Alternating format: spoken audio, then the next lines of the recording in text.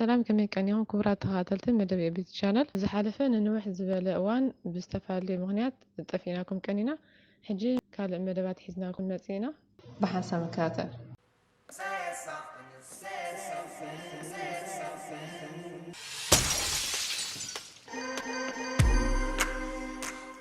ودن نزيغاتا حادش عسارحة بموبايل بانك ايدي اتاتاتيا ካብ ዕለት 20 ሰነ 2023 ዓመተ ምህረት ጀሚሩ ኣብ ግብሪ ዝውዕል ናይ ዲጂታላዊ አይዲ ኮርት ኣሰራርሓ ብሓድሽ ኣገባብ መለለይ መንነት ብሞቢል ባንክ አይዲ ኣተኣታትዩ ከም ዘሎ ተሓቢሩ።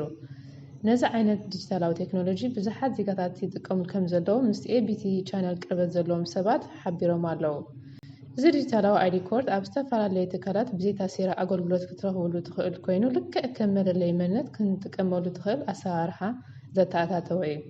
እዚ ዲጂታላዊ አይዲ ኮርት ካብ ሲስተም ብሎጌት ኣልኮላዊ መስተ ንምግዛእ ካብ ፖስት ኖርድ ካብ ፖስታ ወይ ዝተፈላለየ ዝመፀካ ንብረት ኣብ ምውሳድ ከም መለለይ መንነት ዝሕግዝ ሓድሽ ናይ ቴክኖሎጂ ኣሰራርሓ እዩ።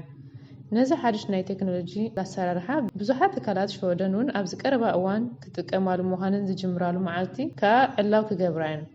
ኣብዚ ንሕብረተሰብና ክንሕብሮ ንደሊ ነቶም ናይ ሸወደን ዜግነት ዝሓዝኩም በዚ ዲጂታላዊ ባንክ አይዲ ጥራሕ ናብ ካልኦት ሃገራት ምጋሽ ከም ዘይፍቀድ ክንሕብር ንፈቱ።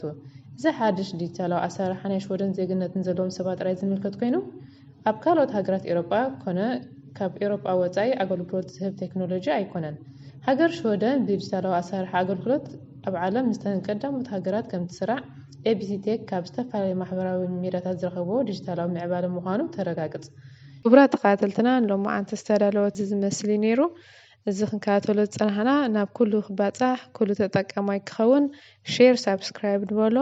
ኣብ ዝመፅእ ብተመሳሳሊ ትሕዝቶ ክሳብ ንረኸብ ሰላም ቅና።